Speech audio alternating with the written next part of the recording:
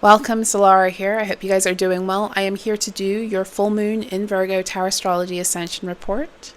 First and foremost, I do want to apologize that I was MIA for the new moon in Pisces.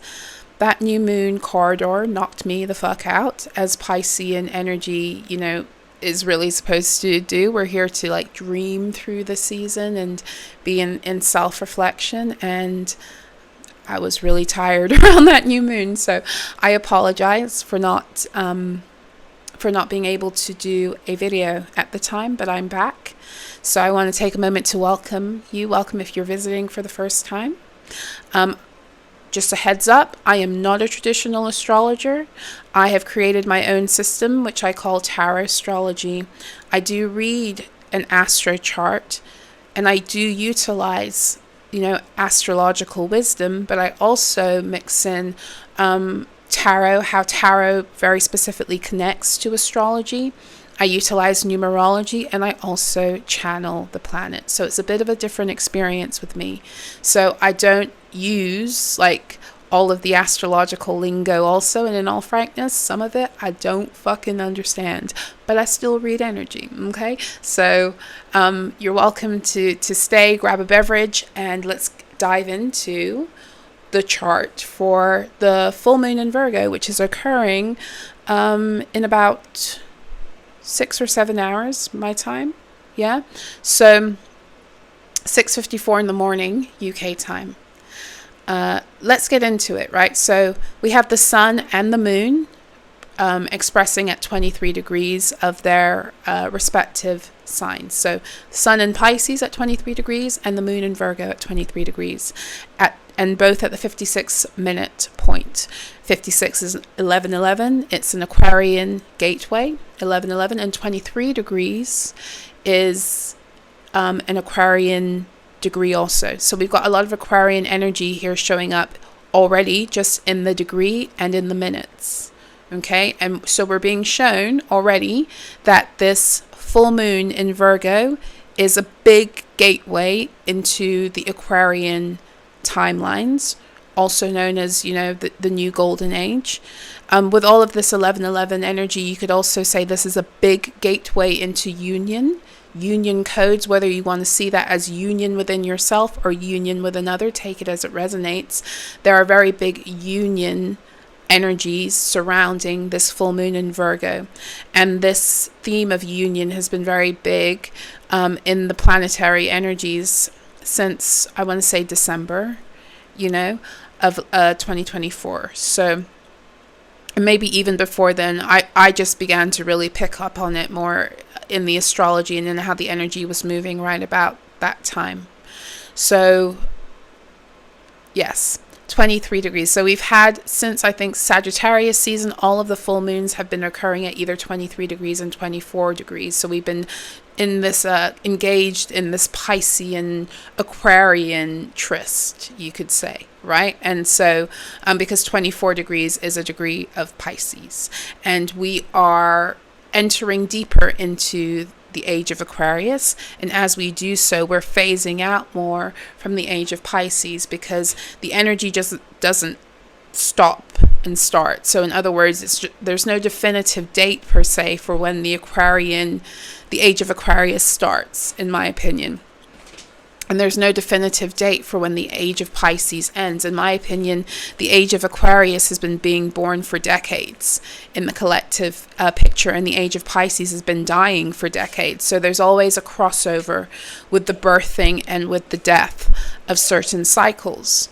Now, not for nothing, Pisces always brings us to the end of a cycle. So we're closing at least an annual cycle. We know that because when the sun enters into Aries, it's a brand new astrological year.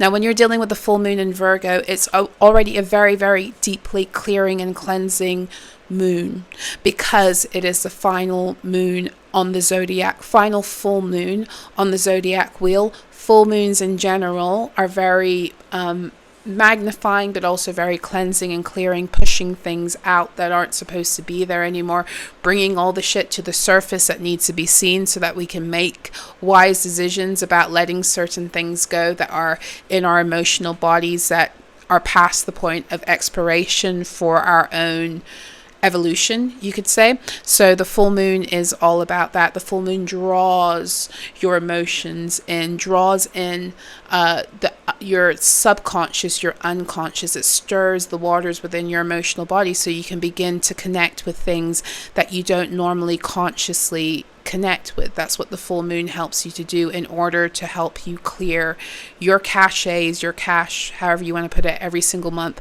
of the things that you don't need to take into the next monthly cycles. So the full moon in Virgo kind of does that for us, like for the year. It's like a yearly sweep of energies, to the point where I would say that the full moon in Virgo is very powerful for clearing out the Akashic records that are no longer a part of the new timelines. So filing things away, clearing things out. The full moon in Virgo, I have described it as being like kind of presenting with an extraction vortex, where this is where the old timelines from the previous year that aren't going forward into the new year go to fucking die. It's the full moon in Virgo. And this energy of deep clearance, it begins with the full moon in Cancer, because Cancer is what begins to connect us with the grid lines of the earth. Excuse the shadow in the background. That's one of my kids. It's not an apparition. It's a real person. Yeah, so, and then on top of that, you have the fact that it's a lunar eclipse. And of course, eclipse energy is all about eclipsing shit out, taking things out very, very powerfully, clearing things out very powerfully. So when you have a full moon that's already very, very cleansing and clearing, and it's kind of acting as an extraction vortex, and then you add the eclipse to it, it's kind of like, full moon on steroids, right? So, yeah. So let's get into what this all means for us, as we're moving through Ascension. So first and foremost, 2025 is a year where the Aquarian timelines are being materialized in more concrete ways. So up until now, the Aquarian timelines have been here, but they've been more of a thought, a feeling, a desire. It's been less tangible. And the gateways that 2025 are bringing forth are bringing through the materialization of the things that we've been being shown and we've been being connecting with, but we haven't yet been able to experience materially. Okay, so this is, again, another gateway into all of that. Now, with the sun in Pisces happening at an Aquarian degree, and an Aquarian, technically, like when you break down 56 is 11, so an Aquarian number, right? We are getting a spotlight on the Piscean energies of the previous age that were exploited and therefore distorted, and not something we want to be repeating. So there's no good or bad with a sign. It just is what it is, and how we utilize the power of that energy is up to us. And the signs, just like us, have shadow and light aspects, and the shadow energies are as important as the light energies. But they must be kept in balance, and they must be kept harmonious in order not to cause chaos, really, is what it comes down to. And the Piscean energy, the shadow of the Pisces energy, was really exploited and magnified through the age of Pisces because of where we were in the false matrix. And so we were taught through this Piscean energy, we were taught some really detrimental lessons that opened us up really deeply to be harvested.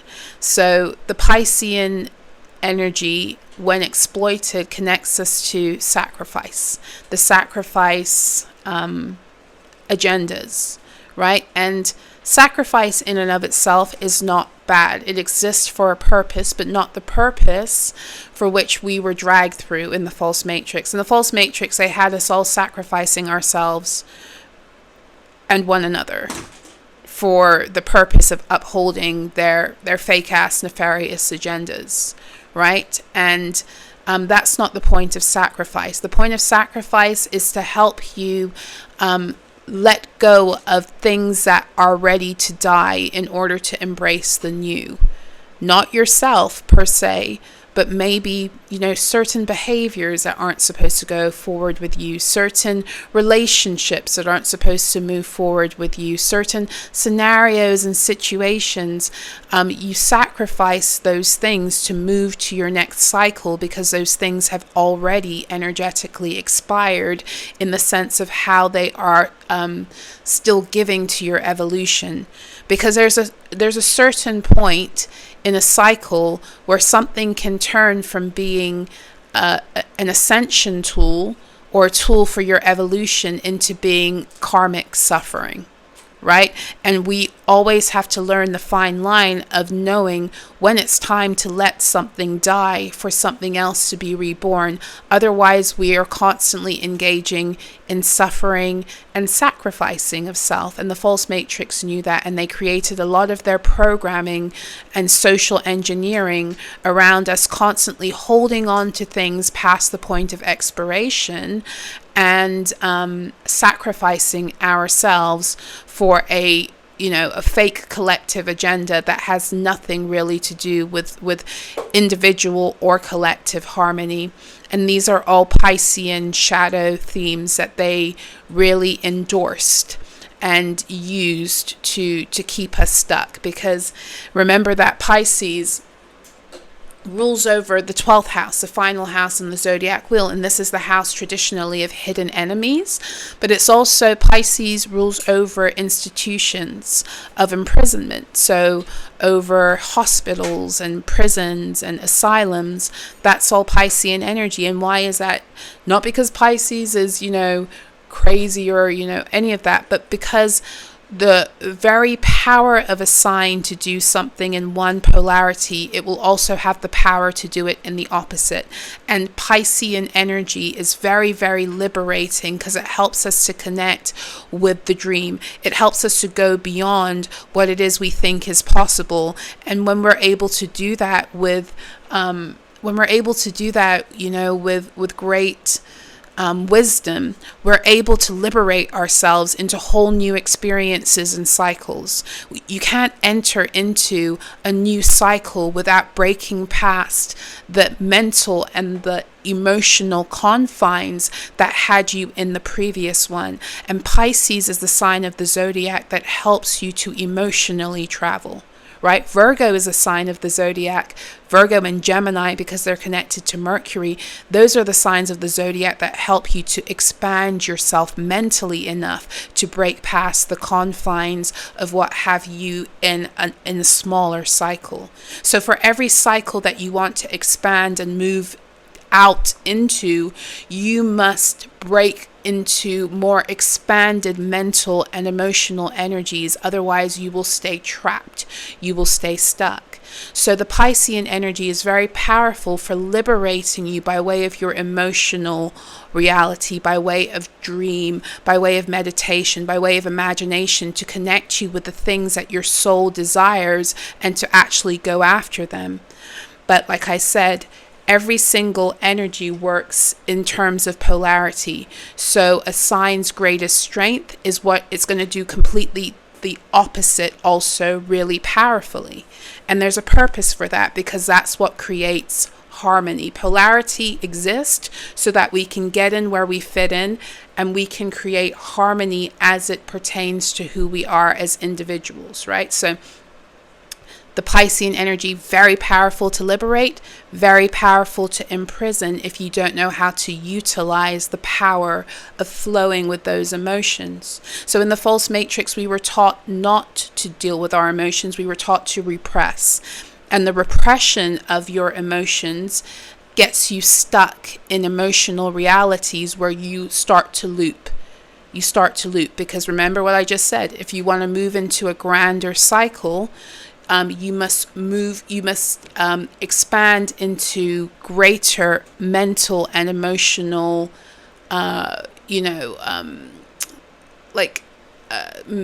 mental and emotional acceptance, you could almost say, right? You have to accept larger mental constructs, deeper emotional realities in order to move out of one reality into a more expanded one, and to therefore break out of that cycle. And so everything in the false matrix was designed to program your mind to keep you mentally in a certain cage. And then you were also taught to repress your emotions and to see the expression of emotions as being weak and all manner of things, because that also keeps you stuck in an emotional cage. And those cages, those mental and emotional cages they had us stuck in, it was really important that they kept us in there, because that's how they fully impressed the karmic looping structures that were necessary for them to continue with the energy harvesting on this planet, right? So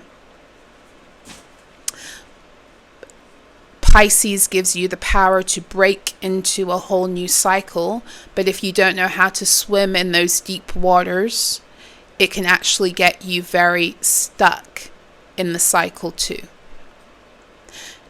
Because it's harder to shift emotions than it is to shift thoughts.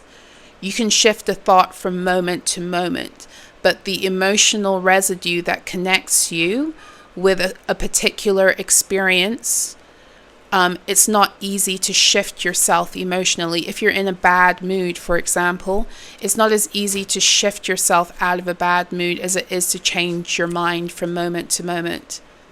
You know, oh, I want to eat an orange. Oh, I went into the kitchen and now I see a yogurt. Okay, I want a yogurt instead. There's no emotional attachment. It's just kind of like well, maybe there is, but you get what I'm saying. I'm being kind of generic here. There's no real emotional attachment. So it's easy to shift from the orange to the yogurt because woohoo, I just saw the yogurt and it made me think of something else that maybe I wanted the yogurt more, right? But if you are dealing with, something that has traumatized you, for example, and you find yourself in that state, how fucking annoying is it when somebody comes to you and it's just like, when you're going through something, cheer up, smile, life's not that. How annoying and patronizing is that? Because the truth of the matter is, nobody wants to walk around feeling like shit. So if you had the power to shift your mood so dynamically, you probably would have already done it for yourself without somebody else telling you to do it. No. So yes, it's more difficult to shift emotions than it is to shift thought, which is why when you get to the Piscean doorway, it requires for you to shift yourself out of an emotional reality, an emotional cage, to go into something greater. And when you resist that, it can get you stuck even further in that emotional story. Hope I'm making sense. Okay, so with the sun in Pisces at 23 degrees, we're also being liberated of a lot of the Piscean cycles and loops that we got stuck in because of the trauma and the sacrifice cycles. That's been an ongoing theme, but it bears repeating. Yeah. So let's break down what this means in terms of the tarot. So we have the sun card. We've got the High Priestess is a card of Pisces, and the two planets that rule Pisces are Neptune and Jupiter. So in the tarot, those would be Neptune is the Hanged One card. Jupiter is the Wheel of Fortune. And this shows you a very important picture, because if you are able to be the master of your own emotional body, which requires High Priestess energy, it requires intuition and dedication to knowing self, right? If you're able to do that, you are able to invert this false matrix system and walk into a higher timeline. If you are able to know yourself, right? That's what the High Priestess teaches us, how to connect with our inner wisdom and our inner knowledge by moving past what it is that we see only with our physical eyes. Right? So the 23 degree mark in the minor arcana card, it's the 10 of Cups. And the 10 of Cups is what enables the 10 of Pentacles to come forth. So the 10 of Cups is the foundation upon which the 10 of Pentacles is made possible. So when we're dealing with Pisces and Virgo, Piscean Virgo energy, the Pisces Virgo axis, we are dealing with legacy. We're dealing with the concept of legacy, okay? Legacy is not built just materially. Legacy's foundation is first and foremost, like all things, emotional, right? So what do I mean by that also? Well, we were taught in the false matrix that legacy is leaving behind money, leaving behind a title, building after your name, some kind of work you've left behind on the earth planes. And yes, that can be an extension, a material extension of what of legacy, depending on what it is, right? But the true legacy, when you're speaking about things on a cosmological level, because everything is energy, everything is about frequency and vibrations, right, is how you have vibrationally and frequentially affected the earth by being here, period. Because at the end of the day, all of these things that we attach importance to has no bearing outside of the earth, or cosmologically speaking.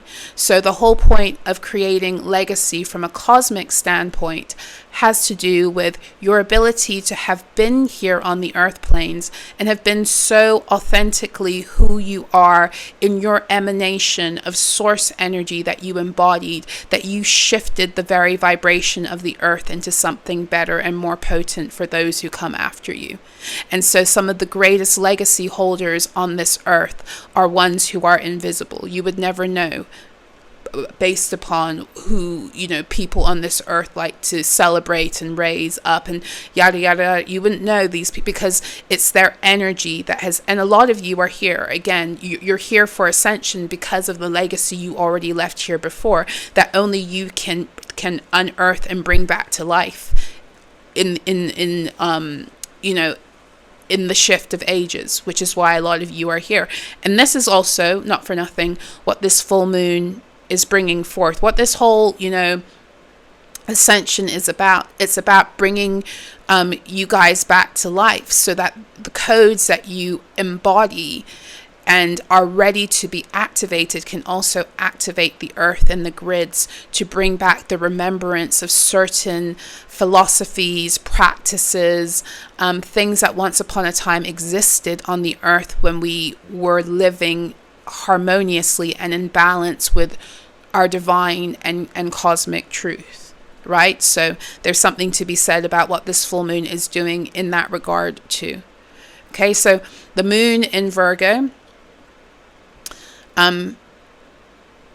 let's get into how we need to be watching ourselves in this energy, because let's talk a little bit about the shadow energies that we need to be looking out for in terms of how we navigate this energy. So for one thing, we're going to look at the Piscean and the Virgo shadow energies and understand and overstand what makes a sign powerful is also what its shadow to it. And it's the same for all of us. Your strengths are your weaknesses, just over or under expressed. That's all it is, right? So Pisces' beautiful energy allows us to dream past the barriers that we have erected because of our own emotional limitations, often because of pain, right? Pisces helps us to push past, right?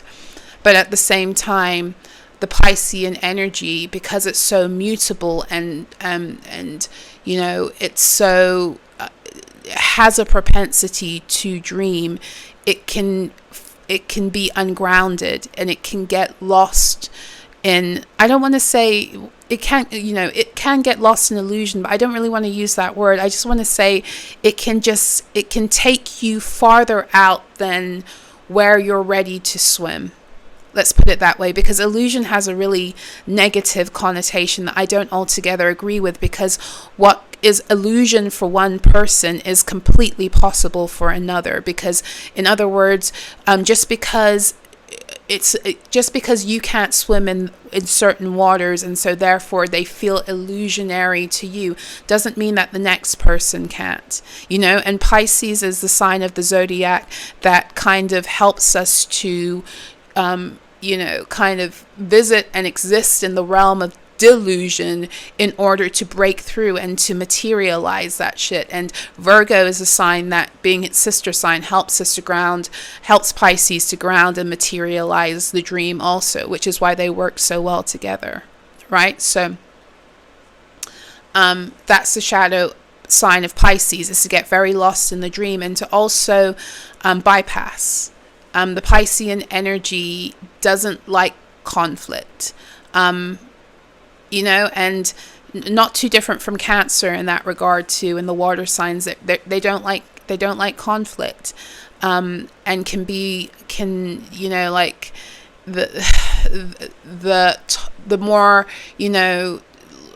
like toxic aspect of that is that that's where like people pleasing, emotional manipulation, gaslighting, all those things begin to become tools, because it's an avoidant energy, right? So because Pisces likes to dream and to go into, go and to kind of stay in that place, there is an energy when that is out of balance to lean towards avoidance, right?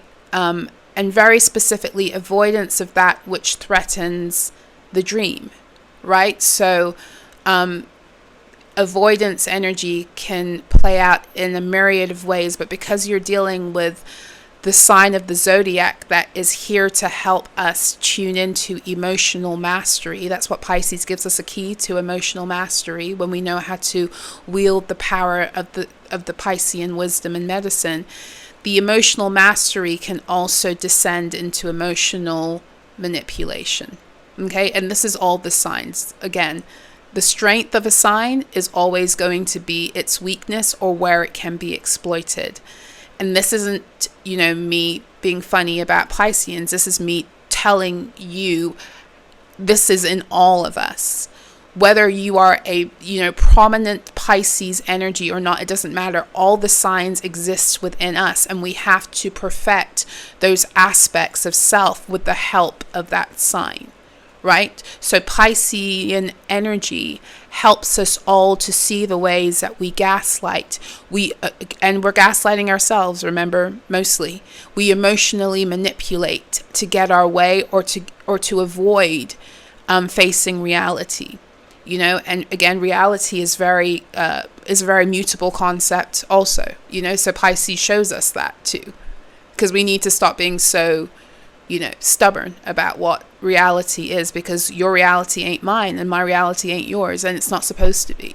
You get what I'm saying? So Pisces really helps us to explore that, and yet we can get lost in that and not have the right tools to know how to navigate, especially if we've lived through a lot of trauma. A lot of the response, the emotional manipulation, the gaslighting, all those things that we do to ourselves and in turn to others is a result of having been traumatized, and those energies and stories existing so powerfully in our emotional body, and us not really having the tools sometimes to work through them, let alone see them, because of the programming, right? Because all of this was designed for us to be stuck in these trauma loops without seeing them. Okay, so the moon in Virgo. Okay, so full moon in Virgo, eclipse. Virgo is very, very concerned about the self. And not from a selfish, self-obsessed kind of way. Virgo is very, very concerned with you knowing how to use and wield your energy, Okay, so Virgo is a sign of the zodiac that calls us into deep personal responsibility, right? And this is why, it rules over scheduling and, health and wealth. Virgo is really like a stickler for knowing how to look after yourself, and not just materially speaking, right? So Virgo teaches us that, because Virgo being the sixth sign of the zodiac, the last sign on the first half of the zodiac wheel, those first 6 signs, 6 houses, the first half of the zodiac wheel is concerned with self, with the mastery, with the fine tuning, with the learning of self. Okay, and then the second half of the zodiac is then how we take that self and begin to relate with everything else, other people, society, jobs, money. It begins to take what it is we've learned in the first 6 signs out, and how we begin to relate to everything else as a result. So Virgo is a checkpoint where Virgo likes to teach us how to be self-sufficient, so that when we go out into the other signs and start to interact with other people, and we start to give our energy and share our energy and blend our energy, we don't lose ourselves, right? So, and this is why Pisces and Virgo work so well together, because Pisces has a propensity, because of its dreaming nature, and because it's here to help push us past our limitations.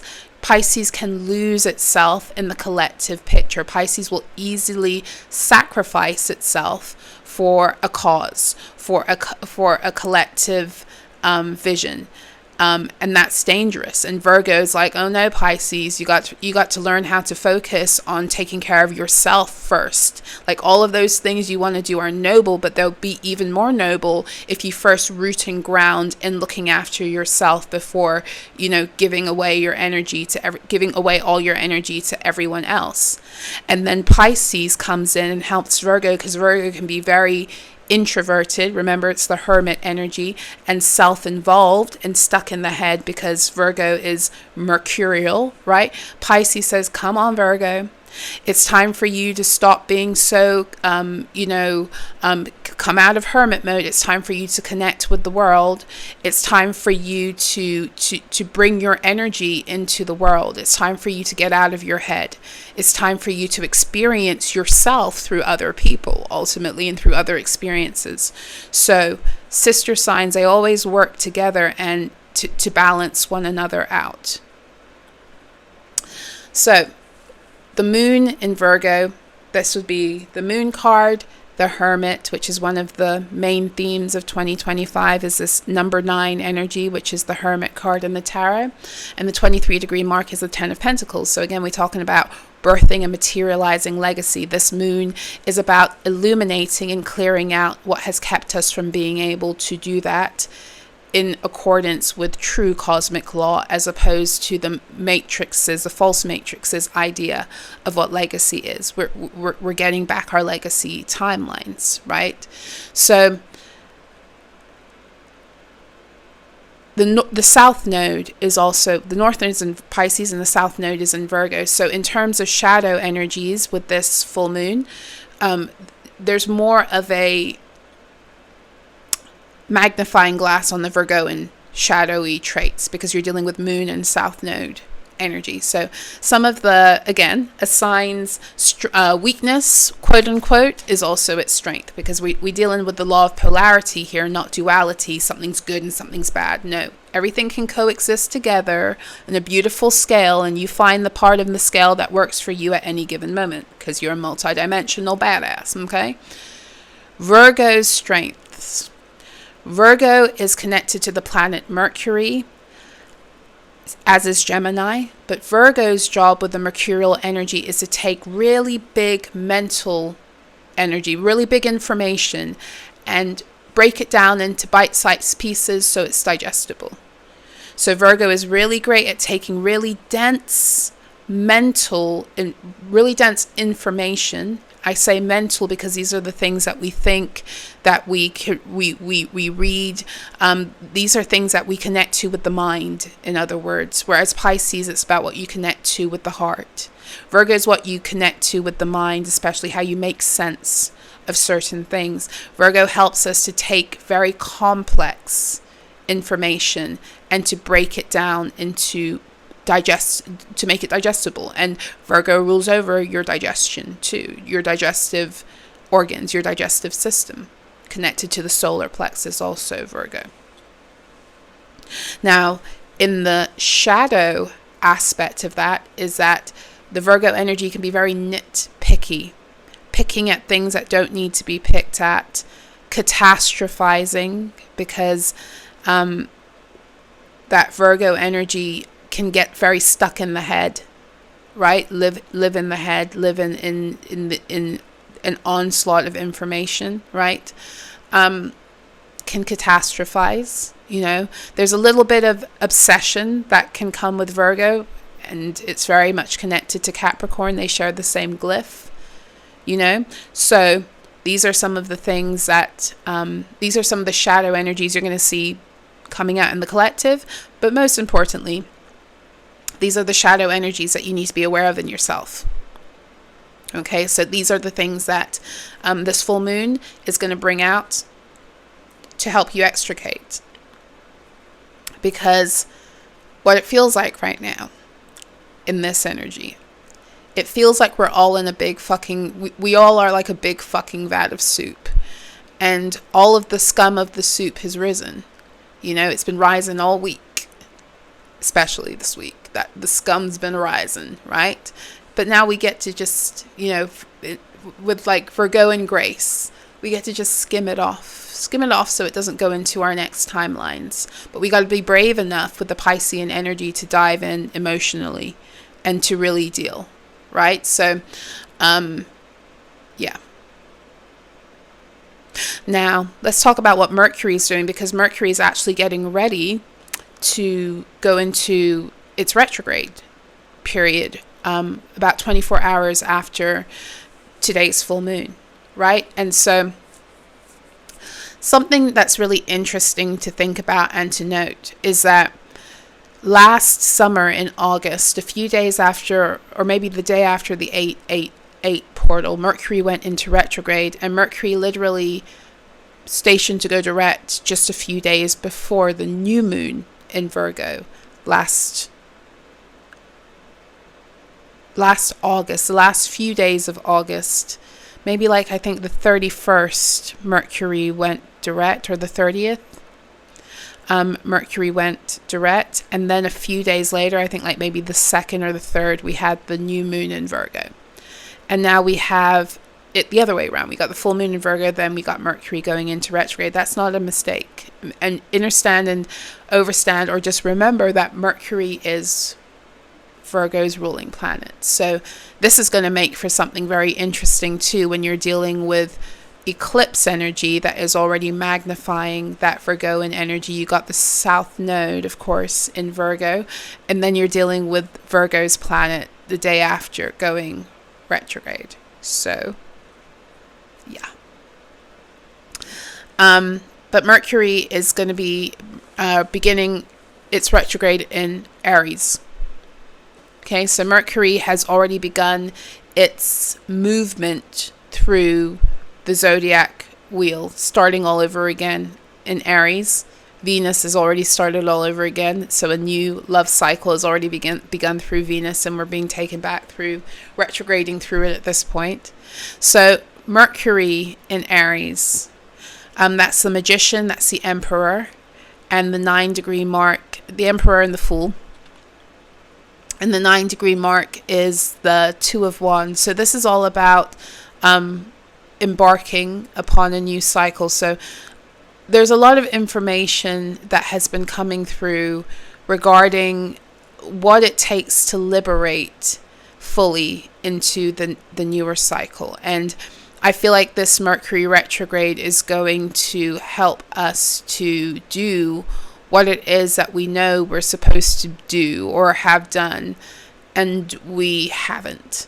And why haven't we done it? Well, you're dealing with Aries energy here. So, and it will be moving into Pisces too.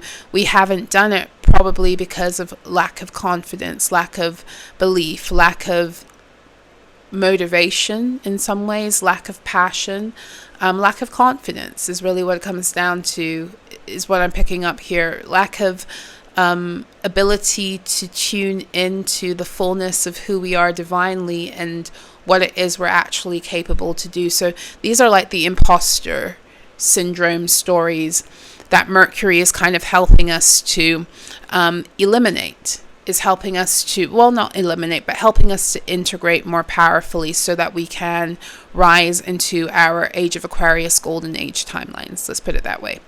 Okay, so the 9 again, number 9 year. So number of liberation, number of endings, right? Connected to Sagittarius energy, astrologically speaking, an astrological degree of Sagittarius. So Sagittarius is also very concerned, like with many things, but with borders. Like Sagittarius helps us to begin to walk in ways where we are no longer afraid to expand our borders and to make other people uncomfortable. So Mercury is in Aries is challenging us, because we're not quite retrograde yet, is challenging us to break out of the mental constructs that would have us feeling like we can't yet fully expand outside of the borders that we've been assigned to, especially by other beings and expectations, etc. And I believe that Mercury's retrograde is going to really be helping us to learn how to separate ourselves from the collective stories that try to tell us who we're supposed to be. You know, whether those collective stories have to do with smaller group dynamics like family, community, or like the global picture at large. We all have narratives that we have been assigned to in the false matrix. And I feel like Mercury retrograde is breaking us out of the narratives that don't align with who we actually are on a divine level, for as long as we're ready to walk fully in loyalty to self and in faith with who we are, as opposed to martyring ourselves, sacrificing ourselves for a collective story that we can't rise and flourish in. You know, so Mercury is really speaking to us also about the ways that we sacrifice ourselves for the collective story, or for the group narrative, for the group story, and where we continue to do that. Even this doesn't even have to be how you interact with other people. It can literally be the internal programming of how you make decisions on a personal level that is still very affected by this programming, because it runs so deep. You know, so much of the things that we thought we were making decisions on, it never was us in our organic form making decisions. It was the programming that had dictated to us how it was we were supposed to move. And the Mercury in Aries energy retrograding, you know, beginning its retrograde in Pisces season right after the Virgo full moon, and making its way through Aries season also, is really about liberating our minds back into our true ascended mastery, or our I am truth, our ability to identify ourselves first with the emanation of source we came here to be, as opposed to the fake ass stories of the false matrix that we were taught to pledge our allegiance to instead. And really, it's going to be working on a deep level internally to where we still adhere to that programming. So, okay. Venus is in Aries also, retrograding through Aries. So Venus ain't playing around with us, right? So I've been speaking about this for the past couple of weeks, months, 0033 on my clock, about reconnecting to the cosmic love story, and about how the cosmic love story has very little to do with another person and everything to do with your connection to source, and your connection therefore to self, and your ability to connect so deeply again with your organic source codes that you are in the frequency of love, and therefore everything else that begins to come into your reality and that you begin to materialize is rooted in love, including those romantic, familial, platonic partnerships. It's just an extension of the deep love story you have, beginning with source and moving into yourself too. That's just an extension and an expression of that. And so Venus is really challenging us in that area, challenging us to connect with our divine identity, but also to connect with our divine authority. You know, our ability to choose to live lives that are in accordance with love principles, you know, in accordance with what connects us to our true love, our true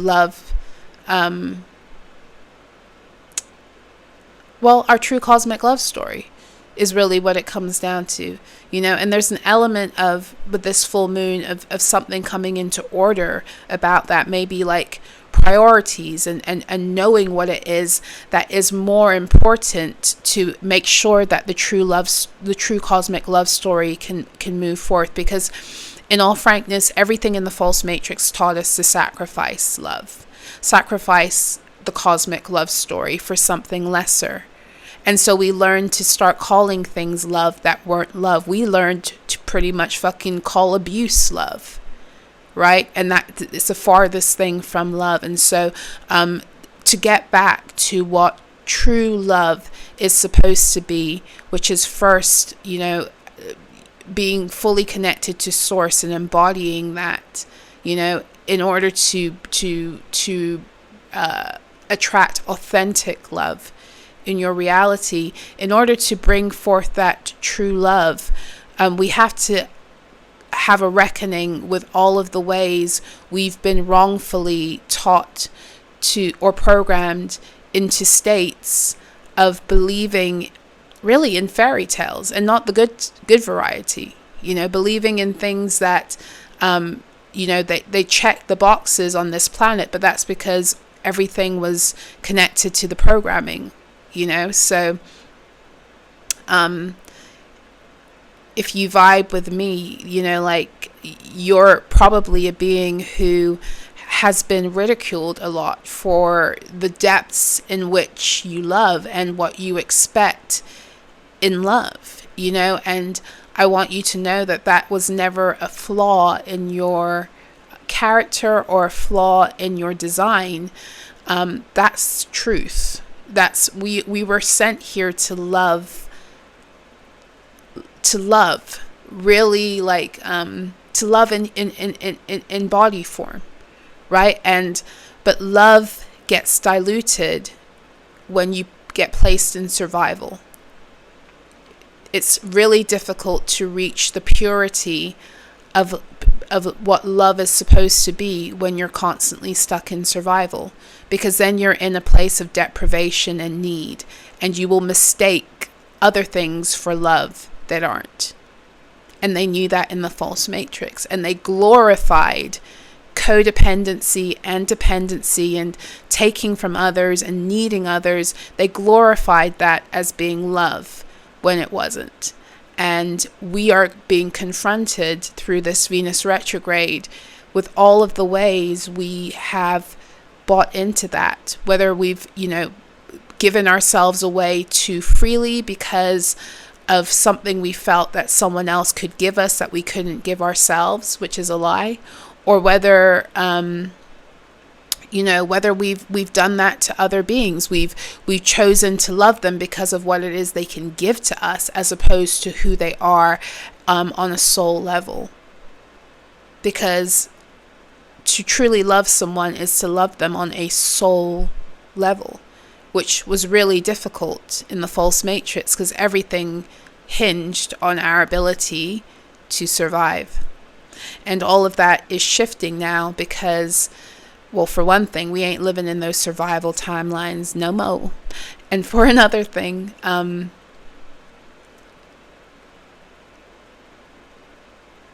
wealth of the planet is returning back to those with integrity and to those who are high frequency beings who place love above all things, which is why they were always the ones entrusted with the resources of the planet, because they dealt in love. So this Venus in Aries is reminding us how to prioritize love, and not the fake ass construct of it, but love that actually produces the fruit of harmony. That's what love does. Love produces beauty, love produces harmony, love produces wealth, health. Those are all the fruit of love. If you in a relationship with a person and you sick, you poor, you're sad, that's not the fruit of love. That's the fruit of codependency. That's the fruit of abuse. That's not the fruit of love. So, and that's not to say that shit don't get hard, and that you're not here to alchemize some of this stuff with other people, but I'm just saying, if you've been with a person for years and the fruit of that relationship is that motherfucker done made you sick, like you've got like all manner of autoimmune issues, and like you're mentally like done, you're depressed, you're anxious, you done gained a whole bunch of weight, or you can't eat, like you need to check. Like, of course, first and foremost, it's self-love, but oftentimes the relationships that we're in are either going to nurture us or they're going to siphon us. So there was a lot of siphoning going on in the false matrix and calling it love. A lot of siphoning going on in the false matrix that they were calling love. And even when you look at the construct of how they downplayed the power of feminine energy to make a woman submissive to her husband, they created marriage in the false matrix with its particular gender constructs to control and handle feminine energy, to control and handle it, to limit it, to keep it under lock, right? So very few marriages in the false matrix were rooted in true love. Not until maybe more now, but very few were rooted in true love, because the very social construct of marriage and what was normalized in a marriage was actually just siphoning. Mars in Cancer at 18 degrees. So Mars has finally gotten itself moving out of that 17 degree mark and is now at 18 degrees, moving quicker into the 19 degree mark. I think Mars went direct last week. Still moved really slowly through that 17 degree mark on its way back. But now it's at 18 degrees and 53 minutes. Oh, you know what I forgot to do? I think I forgot to give you your tarot for the Venus. So Venus is the Empress, the Emperor. Venus in Aries is the Empress, Venus. Aries is the Emperor and the Fool. And the 7 degree mark is the Two of Wands.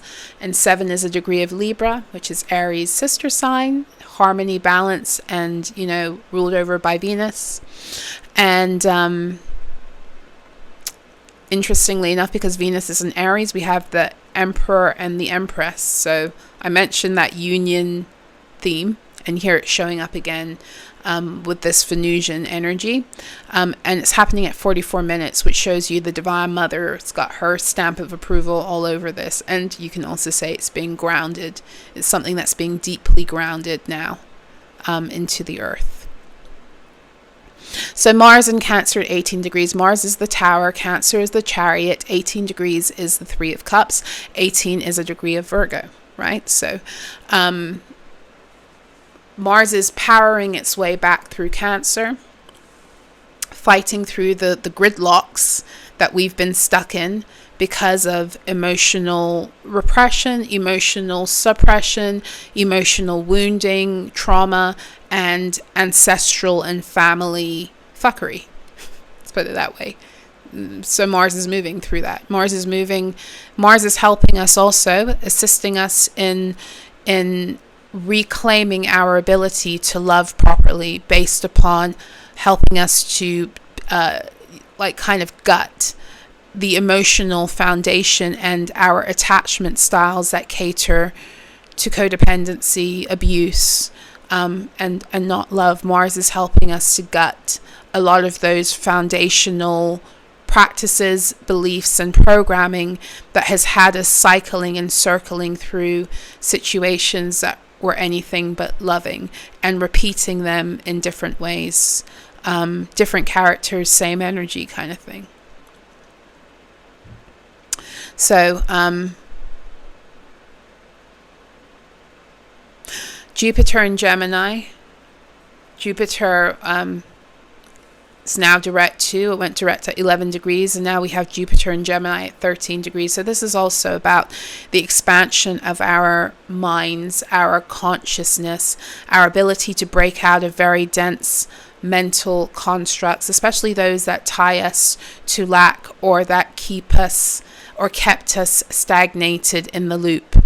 Jupiter in Gemini is there to put to death, to help us put to death a lot of the mental constructs that were designed to keep us stuck in stagnancy. Jupiter is the wheel of fortune. Gemini is the lovers and the magician. 13 degrees is a degree of Aries and connected to the death card in the tarot. Okay, so Saturn, we're going to move through this kind of quickly because we're already an hour in and it's late. Saturn in Pisces at 22 degrees. I think I'm actually going to stop here. Saturn in Pisces at 22 degrees. So Saturn is, it just had a conjunction with the Sun. Just maybe yesterday, when the Sun was 22 degrees Pisces, Saturn was 22 degrees Pisces. So bringing us into order, an order that supports true emotional integrity, because emotional integrity is what builds material integrity. Material wealth is connected to integrity, or once upon a time it was, and that integrity is returning back onto the earth planes. So Saturn is getting us in line for these new timelines, right? These new timelines of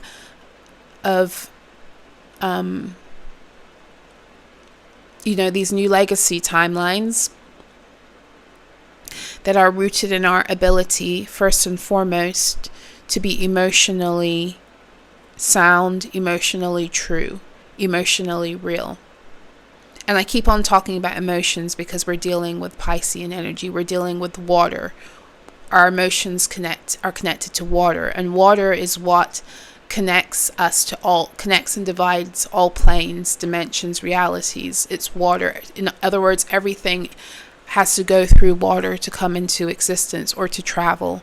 So the ability to understand the power of water and how it births your timelines, and how Pisces is the sign of the zodiac very specifically that assists in that ability to birth a new cycle, is really important. And Saturn in Pisces at 22 degrees. 22 degrees is a Capricorn degree that connects us with the materialization of timelines, the materialization of the buildup of emotional energy that then becomes tangible through what we create. That's what the 22 degree energy begins to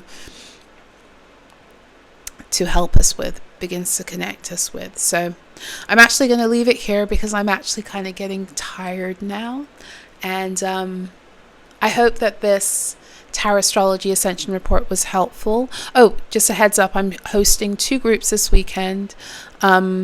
just a regular group Q&A on Saturday, March the 15th from 2 to 5 p.m. Eastern Standard Time or 6 to 9 p.m. UK time, where you can come. I will pull a card for you, channel some personal guidance for you, and then you also have the beauty of an intimate, safe group space. Okay, so if you'd like to join me for Saturday, I'll put the link below. And then I also have on Sunday, March the 16th, the Tarot-Astrology group Q&A. It's the second time I've done this in the past couple of weeks, where we will be looking at your Chiron and your soul mission. And those of you who, follow me on other platforms, or I specifically read Daily Alchemy, you'll know a few days ago that I was talking about this, and I've been talking about it for the past couple of weeks because it's pertinent that our Chiron stories are shifting out of the wounded warrior stage into the place of alchemy. And so the Tarot-Astrology group Q&A, we will dive into your personal birth chart and astrology to discern what your Chiron story is and what it means for your soul mission. So if you'd like to join me for that, it's going to happen on Sunday, March the 16th from 1 to 4 p.m. Eastern Standard Time, which is 5 to 8 p.m. UK time, I believe. At time of recording, there are 2 or 3 tickets left available. So I will put the link for that also below, and I look forward to seeing some of you there. But I wish you guys a beautiful full moon in Virgo. For all information on how to work with me, I will put that information in the description box below. And what else? I'm no longer doing tarot astrology reports, but if you are desiring a tarot astrology reading, those are still available. For all information for my divine alignment and tarot astrology readings, you can email me, solarahspeaks@proton.me. If you would like to book for a soul recovery session, 60 or 90 minutes, you can do that directly through my Ko-Fi shop, and I'll put the link for that below. If you're having issues with the Calendly letting you make an appointment time, please don't fret. Just shoot me an email and tell me Calendly is being a bitch, or it's being glitchy, however you want to write it, and we'll figure that out. And also know that if you do, in any case, if you purchase a soul recovery session with me, and I notice that you've purchased but you haven't chosen a time in my calendar, I will follow up and email you anyway. Okay, so anyway, I wish you guys a beautiful full moon in Virgo, happy eclipse, and I will see you again for the new moon in Aries. Be well.